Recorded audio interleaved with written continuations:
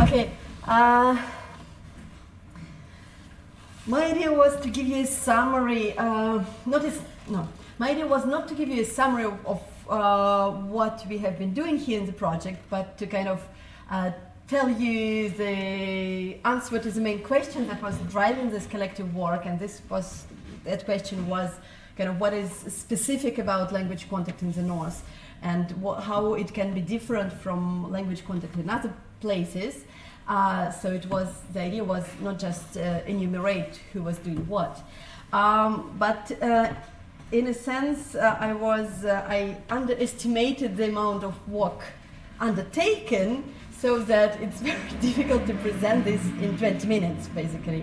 So it will be, what I'm going to do is a very bird's eye view, and I hope that many of the points that I will mention in my talk, in my presentation, presenting our work, will be kind of expanded in details during the individual talks of people. But this is how we can put it together and to see what is kind of the joint effect of the work being done. So the starting point of our research was that there are a number of common features that set the Arctic apart from any other part of the world. And these are quite kind of evident for general public, that these are extremely harsh climate conditions and low population density, large distances between speakers of different languages, and even between speakers of the same language, seasonal migrations for hundreds of miles. And so when Hein was speaking that there are not so many languages in the Arctic, there are just not so many people in the Arctic basically. And then also we can say that there are basically no farming, but only hunter-gatherers and so on.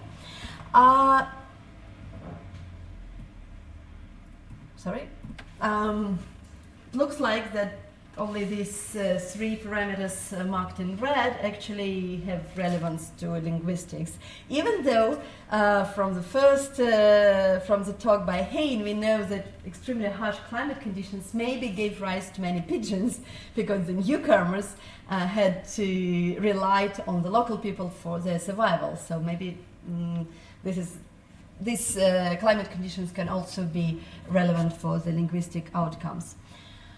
So, and given this low population density and huge distances and seasonal migrations for big distances, the main kind of sociocultural outcome of these geographic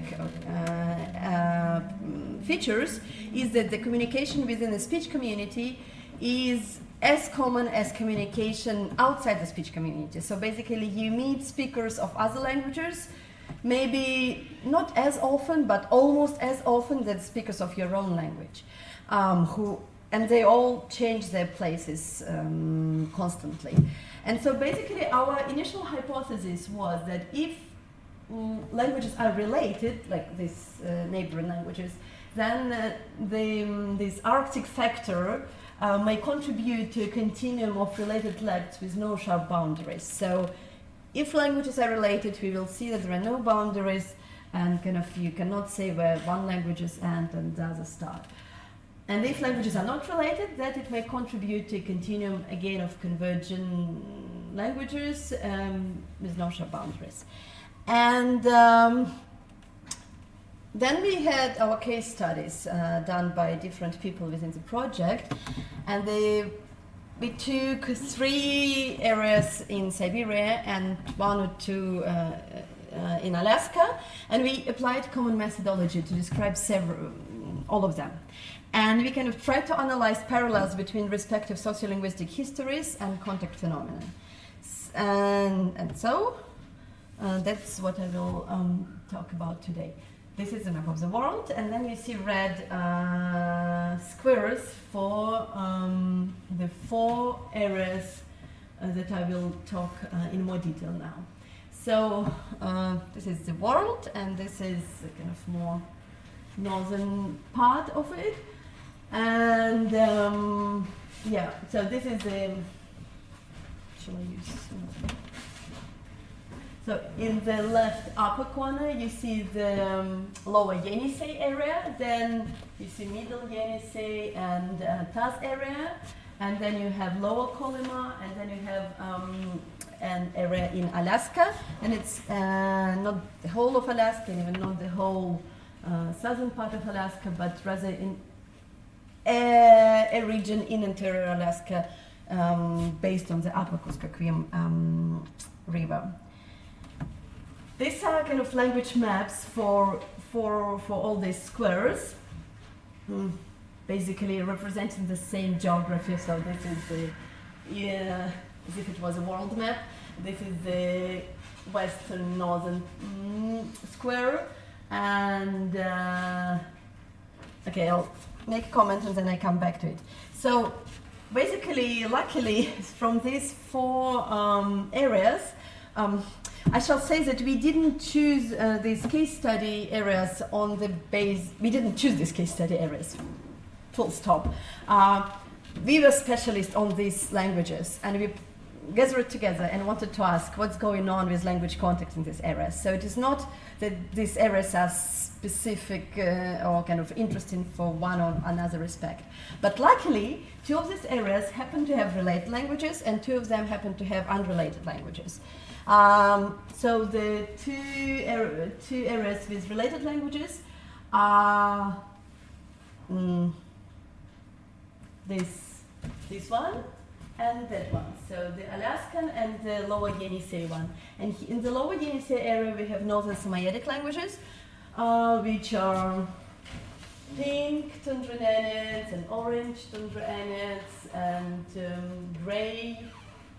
grayish, brownish forest nanids, and then yellow Nganasan. There are also unrelated languages, Evenk and Dolgan, but I will not speak that much about them.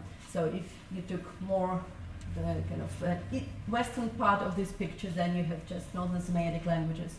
And here in Alaska, we have Athabascan languages in the center and Eskimo languages here, but basically we look at this area, and this we have several Athabascan languages which are spoken near each other, and here are mountains, so these people are separated from those. And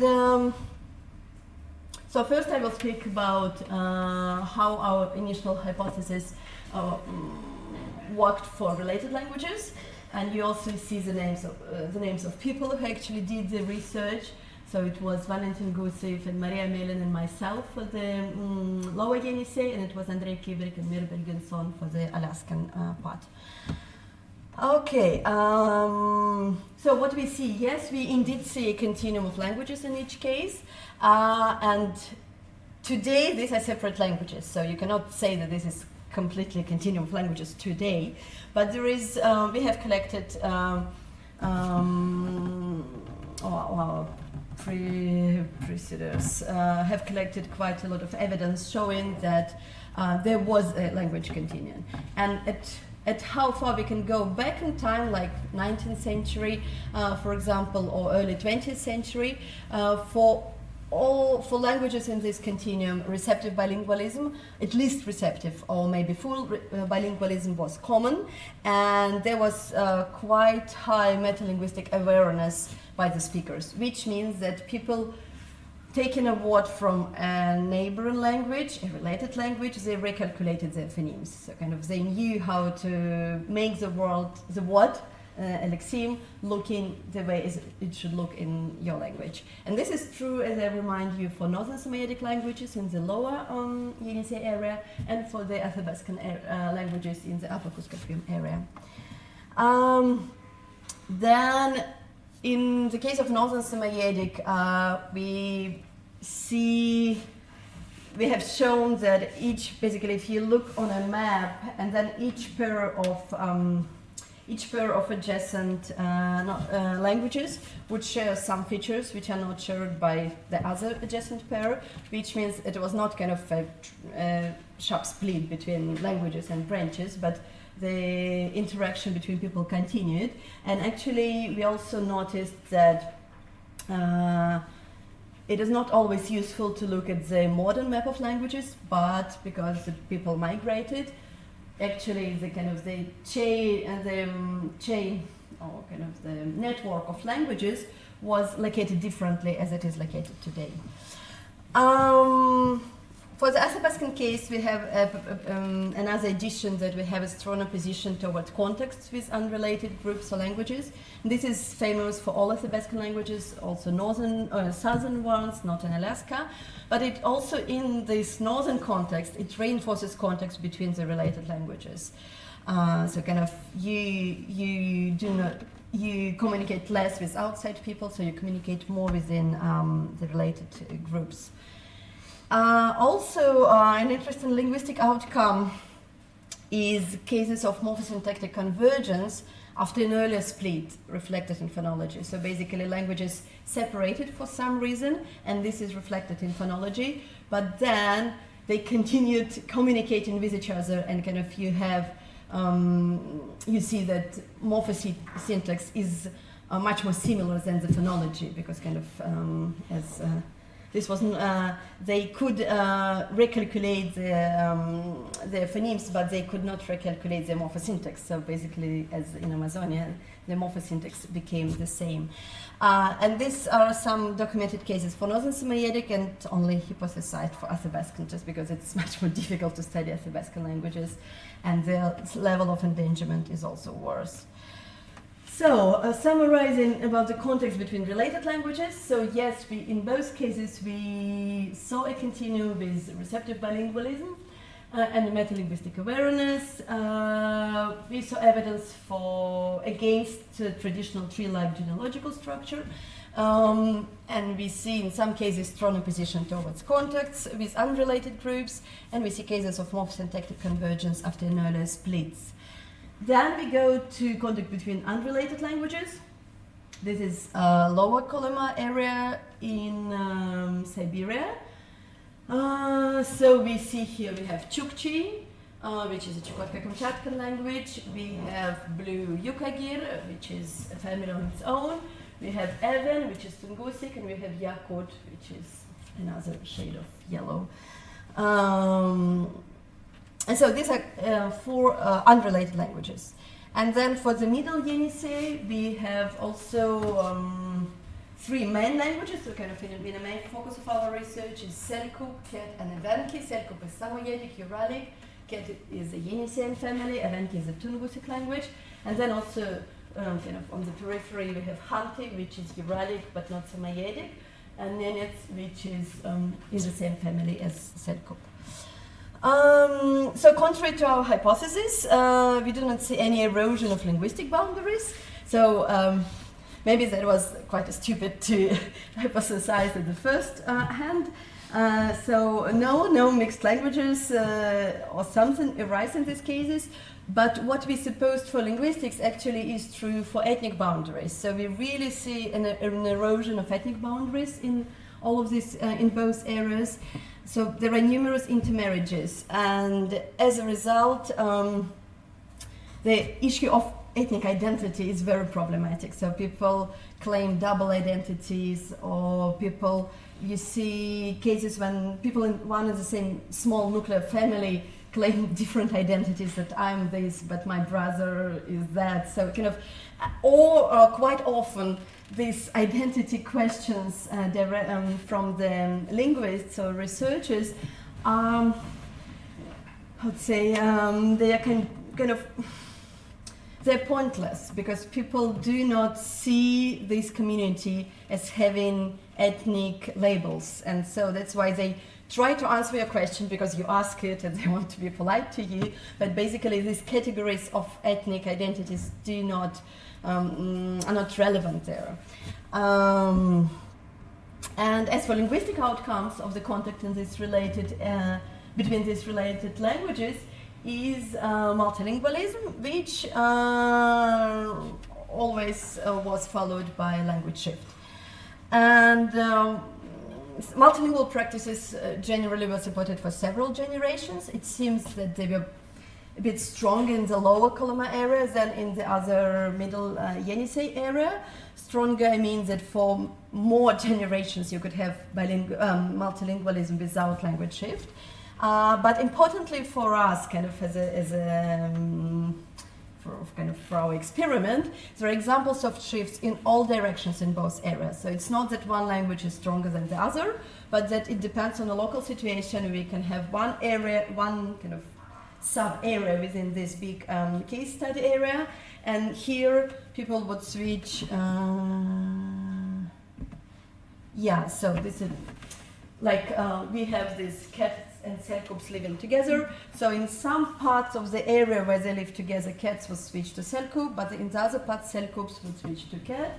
And this was for the middle Yenisei, and in the lower Coloma, the same. Some Yukagirs would switch to Evan in some places, but in other places, Evan would switch to Yukagir. And basically, in all cases, it is a number of speakers so whoever is more numerous, that language would win. And also, however, we have the Chukchis in the lower Coloma area, which do not switch to other languages. So their number doesn't count. And this is kind of a parallel to the Athabascan from the related languages case studies, kind of when you can have this group that opposes any language contacts, even both in the case of related languages and unrelated languages. And of course, in both areas, we could spot contact-induced changes in target languages of the shift. So you have changes both in cat and in selkoop and Yukagir and Evan, influenced by these sociolinguistic things.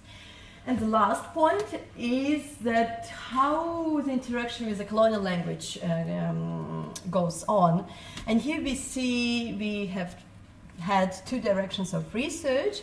So we can look for contact traces in the colonial language, or we can look for contact traces in the indigenous languages. And also, luckily, we have two colonial languages in our sample of case studies. We have English and Russian, and also we have Russian in two different settings, in Alaska and in Siberia. So it's really quite an interesting combination of research data. And first point, as I said, spotting for contact traces in the colonial language itself. Then we have two Russians, Russian in Alaska and Russian in Siberia. And here we see one kind of, you see that because the language is the same, Russian, you see quite similar features in the language which would undergo changes, but these changes are systematic in Alaskan Russian, but would be unsystematic in Siberian Russian. And this has a clear sociolinguistic explanation to it, because the presence of Russian stopped in Alaska, and that's why there was no kind of support from standard Russian that would counteract these changes. But in Siberia, there was continuing presence of Russian, and so these changes in local Russian are much more chaotic. But this is there is nothing peculiar to the north in these things, just because the Pidgins and Creole languages have been documented for all over the world. Okay, I'm trying to finish. And so the other thing is how the colonial languages influence the indigenous languages, and this turned out to depend on the peculiarities of the language shift. And basically we see two kind of cases in our sample, that the shift to Russian or to English can be quite late and abrupt, and this has been in the Upper Kuskokwim area in Alaska and in two places in Siberia, but we also see cases of slow and gradual shift. And so basically, when we speak about the late and abrupt shift, it means that there is only one generation of true bilinguals, so that the kind of Russian-speaking or English-speaking newcomers appeared in the area so late that it was only one generation of people who could learn this Russian or this English, and then the language disappears, basically. So it was very quick. And then, as a result, you see no influence of the colonial language onto the structures of this indigenous language. But in one of the areas in the middle Yenisei, we see slow and gradual shift. And basically this again is explained by the colonial history, that kind of Russians were earlier here and kind of penetrated slowly into the area. And then we see several generations of true bilinguals and extended period of active use of both colonial and indigenous languages. And as a result, you see that the grammar of indigenous languages have undergone some changes under the influence of Russian. Okay, so finishing, what are the parameters of variation language contact in the North? So first, there is a crucial difference between related and unrelated languages. Then language ideology proved to be important, like whether you would be hostile towards unrelated groups or not. And then sociolinguistics types of contact influence, kind of, we can predict a little bit from the sociolinguistic type of contact whether you would see changes in morphosyntax, lexicon, or phonology. And then the speed of language shift also has its correlation with structural types of changes. So basically, most of these results of how we can compare and what we see the same and different in these areas is connected to sociolinguistic details. And this is this reflects somehow that the languages we study them for quite a long time, and they have been studied by someone else as well in the last 100 years. But giving attention to sociolinguistic details is quite, say, new, at least in the Russian research traditions, but not only. And so kind of when now we do more sociolinguistic stuff than structural stuff, and this is kind of, that's what our new findings are based on. So there is no simple answer to the question whether there is anything specific to the Arctic, but more because in some things there are some specifics, but not they're not so numerous. But generally, I think that the kind of the main contentful outcome is that yes, it is important the environment in which people live, but and so this environment influences the linguistic structures, but some parameters of the environment are not unique to the Arctic, so you can have low population density in some southern areas, and then you would see these similar outcomes. Okay, so I have no time for further research directions. Thank you.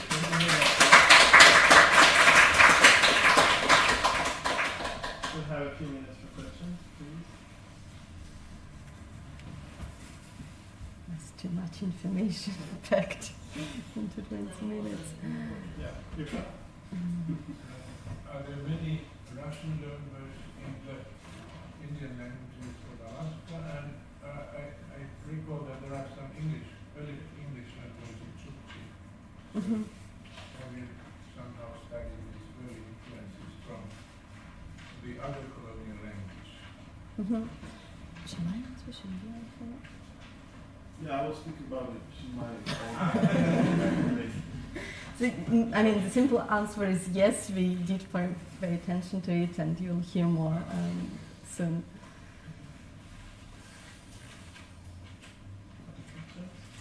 Then, may I ask,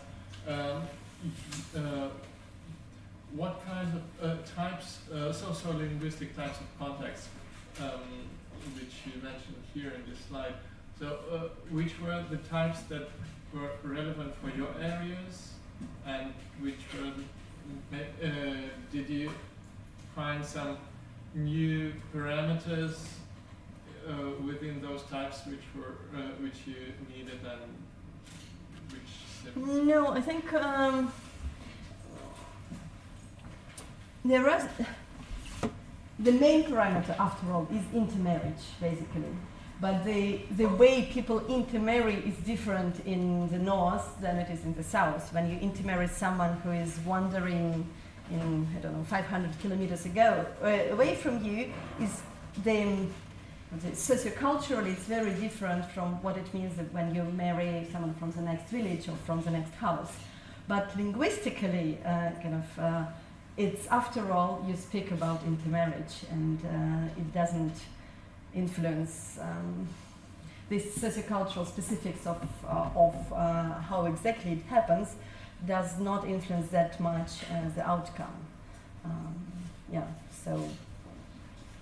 And what were the other parameters? What were kind of how you describe sociolinguistic types of contexts? Yeah, but it's also kind of the relative number of people. Kind of there isn't marriage, but who is more numerous here, or who is more numerous in the adjacent areas? Yeah, so there is nothing kind of. No new types of contacts, but it's rather that we kind of try to trace what kind of known familiar plane concepts have, which consequences they have for linguistic structures. Anything specific for nomadic versus settled populations? Well, all our population is nomadic to some extent. Like when you go more. Basically, if I just go back to this 4 pictures, yeah. So this is the most southern area. So it's, for example, beyond more to the south than polar circle, and this is the. No, that's not true. So this is the northern areas, and people are completely nomadic there. And this is a bit more to the south, and here people would not travel hundreds of kilometers, but they would have winter hunting places and summer hunting places, and they would still move, but not to. I mean, the further to the north you go, the more distance would people travel, just because the resources are so scarce that you cannot stay in one place. But even if you look at these maps, in the more southern parts of these maps, people would move less. So it's direct correspondence with latitude, longitude, okay. North-south, latitude. Okay. Thank you. How about fishing in the northern sub-area? Is it common? Yeah, it's very common. It's very common, and basically when those people travel either because they have reindeer and they need different pastures. They need to change pastures for their reindeer because the reindeer just eat all the moss, and you need to change the place. Or people travel because they need to fish in different places. Like in summer, you fish in one places, in winter you would fish in other places. And also, I think you need to change fishing places because otherwise you would fish out. Kind of fish these places, so you need to kind of go more around. Most of these people are actually fishers, and of these people. For rivers in Alaska, when we talk about river fishing, there people have their more or less constant places where they were staying every day. Families will go to one and the same place because it's rivers. Yeah, but they do not stay there the whole year, right? They would change. No, of course it was a Fishing season. camps. A season. Yeah, this is the same here. I mean, and here as well. Yes, you have fishing The same camps. places still. They will not move. They will move between their hunting camps and their fishing camps. Okay, yeah, it's more accurate.